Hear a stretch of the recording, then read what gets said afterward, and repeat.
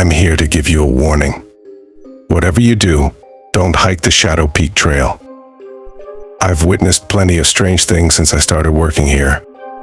One night I saw a line of 8 stars moving uniformly across the sky. My colleague Jason and I were deep in the backcountry at the time, and went to bed convinced that we had witnessed alien activity. The next day we rushed back to base camp, eager to confirm our sighting. As soon as we entered Wi-Fi range and checked our phones, we found out it was just the SpaceX Starlink satellites. Another time, a family fled their campsite, claiming they had been attacked in their sleep. When I investigated, I found a child's drawing in the fire pit. It depicted winged skulls attacking their tent. It was probably just wild horses getting curious and biting the tent sides, but from inside it must have been terrifying. But now, something is happening that I can't explain. They told me not to tell anyone, but I feel it's my duty to warn you. It started like any other day. I was outside the visitor's station when I saw a hiker emerge from the woods sprinting towards the bathroom. But he didn't go inside. Instead, he ran to the visitor center and forced his way in, locking the door behind him. No, don't open it. They followed me. He screamed. I thought he was being chased by a bear or bees, but I saw nothing outside. I tried to get a closer look at him through the glass. He looked like hell, sunken eyes, wild hair, and covered in scrapes and bruises. He opened the door, grabbed me by the collar, and dragged me inside. He was hysterical, begging me not to make him go back outside. You can stay. Just tell me what happened, I said, trying to calm him down. You don't understand. The bathroom doors don't go all the way to the ground. There's enough space for them to get through, he said, frantically checking the windows. What exactly is going to get through, I asked. He grabbed my shoulders, his breath reeking as he hysterically spat. I was attacked in my tent.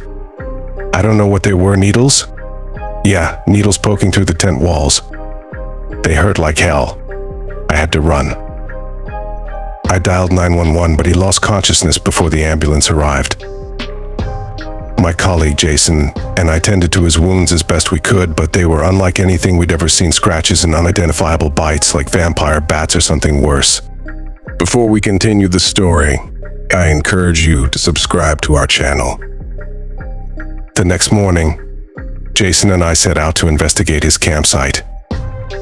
He had camped near the swimming hole, just a few miles down the Shadow Peak Trail. His gear was strewn about, his pack tossed against a tree, his tent open with the zipper billowing lightly in the breeze. Inside the tent, I found something that defied explanation: a face. Not a body, just a face, too small to be human but eerily lifelike, like a deflated latex Halloween mask. I screamed for Jason, who took one look and retched. Holding his breath, he fished the face out with a stick. It was attached to a small body, completely destroyed, but with unmistakably human features. We didn't know what else to do, so we left it there and headed back to base camp. On the way back, Jason showed me something else he had found: a smooth black rock the size of a football, warm to the touch. We have to bring some evidence back, he said. No one will believe us if we don't.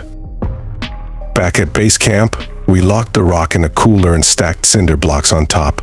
We decided to stay together and leave in the morning. But as we packed, Jason noticed 2 names in the logbook: Rachel and Mark, from Tennessee. They had checked in on Friday but never checked out. We geared up and set out into the night, determined to find them. The hike felt interminable, the darkness pressing in on us from all sides. When we reached the clearing at the base of the hill, we saw the flickering light from a tent, signaling SOS in Morse code. We sprinted up the hill, out of breath and hearing a mysterious buzzing noise.